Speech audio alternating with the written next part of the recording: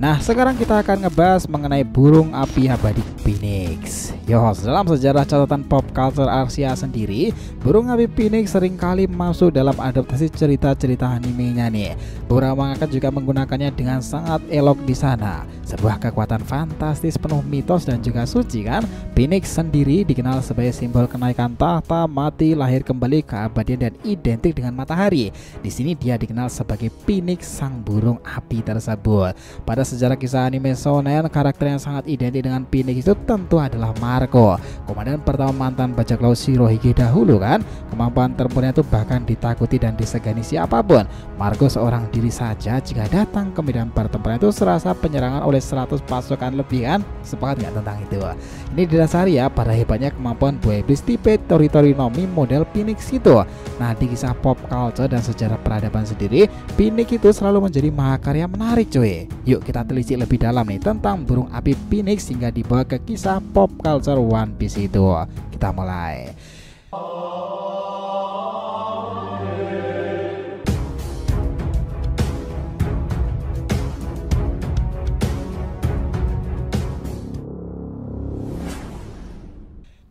Namun sebelum masuk pembahasan, jangan lupa ya untuk like video ini ya nakama. Buat kalian nih para pecinta anime shonen, channel kita akan berikan beragam pembahasan seru lainnya tuh. Jadi support terus ya agar makin berkembang dan berpetualang bersama Shonen Odyssey.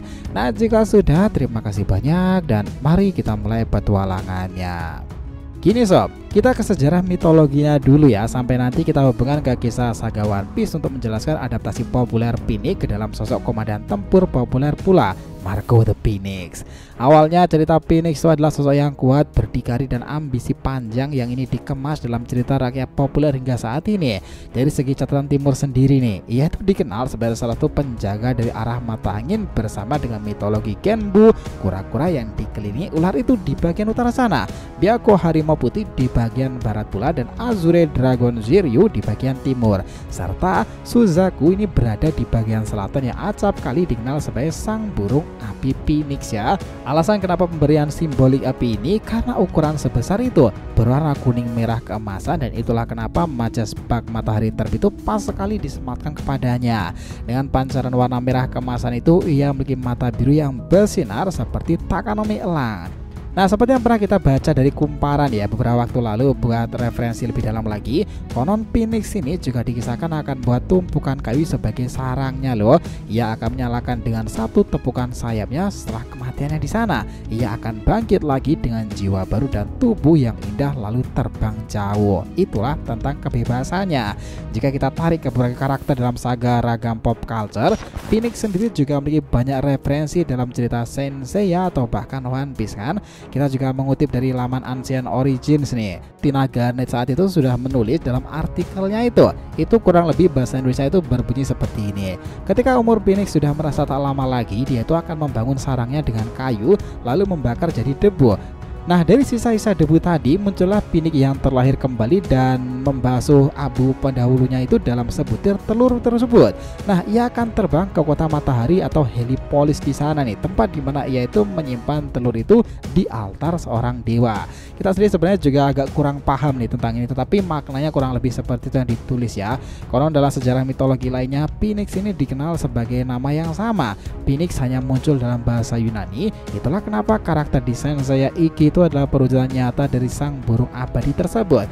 Namun dalam bahasa Mesir disebutkan bernama Bennu ya. Sementara kalau di Amerika dikenal dengan sebutan Thunderbird. Namun di Rusia disebutkan sebagai Firebird. Sementara untuk di Asia Cina dikenal sebagai Feng Huang. Nah, di Jepang dikenal sebagai Ho-Oh. Nah, jika di bumi barat dia terkenal sebagai si burung Thunderbird itu, tapi juga memiliki api ya. Namun hanya Yunani yang sejak awal memanggilnya dengan sebutan Phoenix. Nah, secara konsep di bumi bagian timur tentang peradaban dan mitologi burung itu juga dianggap sebagai sang raja dari segala burung kan. Ia berkuasa atas semua itu. Meskipun namanya ini dikenal sebagai Feng Huang dan Ho-Oh, nyatanya nama formalnya juga Phoenix teman-teman. Di kisah movie Cina sendiri, kisahnya juga diadaptasi untuk cerita Mulan. Ada yang udah pernah nonton? Sebagai simbol dari kiasan matahari ya, matahari terbit dan tenggelam itu, Phoenix selalu muncul lagi dalam keabadiannya. Salah satu bagian yang membawa Phoenix setelah era Zensei ya, sudah pasti dong kisah One Piece sendiri. Salah satu bagian dari anime shonen inilah yang mempromosikan kisah Phoenix lebih menyala lagi, dan karakter ini adalah komandan tempur sangat kuat bernama Marco the Phoenix namanya. Oda Sensei menempatkan karakter burung Phoenix pada komandan pertama Shirohige bukannya tanpa alasan, karena orang itu pula yang masih bertahan kuat sampai di era baru kan. Salah satu hal tentang ketangguhan itulah yang membuatnya itu luar biasa. Di balik kekuatan dan kehebatannya itu, api Marco itu sangatlah mematikan teman-teman. Namun api birunya itu berguna sekali untuk penyembuhan loh. Seperti kala itu membakar semua aliansi ketika di kuil Wano akibat efek dari Queen. Semua orang awalnya kaget, tetapi mereka baru sadar api itu hangat dan Marco malah menyembuhkan mereka. Semua orang jadi berterima kasih itu. Yang menarik teman-teman, Fusio Marco itu mungkin diadaptasi dari gambaran yang pas ya, selain halnya Iki Phoenix itu, untuk meriletkan kisah adaptasi budaya pop culture tentang burung yang berlambangkan filosofi akhir dan awal kehidupan. Marco sendiri memang sejak awal kekuatan yang magis itu dianggap salah satu bagian terseru dalam kisah One Piece. Bahkan sempat ada pertanyaan kala itu kenapa seorang seperti Kurohige saja yang selalu mengincar buah iblis langka, dia itu tidak mengincar Marco seorang diri dan buah iblis tipe Phoenix-nya. Kenapa ya? Gini, mereka bisa saja mendapati kesempatan itu ya ketika Marco kalah dalam pertempuran lanjutan ketika pembalasan dendamnya atas apa yang dilakukan Kurohige kan. Itu menarik loh. Bayangkan agama, Marco ini sekarang tanpa awak kapal armada besar loh. Dia itu seorang diri, tetapi kenapa Kurohige tak mengejarnya untuk mendapatkan buah iblisnya, tapi malah mencari buah iblis lain? Hipotesa kita sendiri sih seperti ini. Apa yang menyebabkan mereka tak mengejar buah iblis Marco itu karena Marco sendiri alasannya. Dia memang berbeda jika dibandingkan dengan Absalom, buah Hancock atau bahkan Trafalgar Law ya. Meski Marco seorang diri tanpa pengawalan, melawannya langsung bukanlah pilihan yang sangatlah baik. Ketambahan yang buat mereka berpikir dua kali untuk menangkap Marco itu adalah karena sebagai seorang yang komandan tempur lama itu, level bertarung Marco itu sudah setara dengan 3 admiral angkatan laut teman-teman.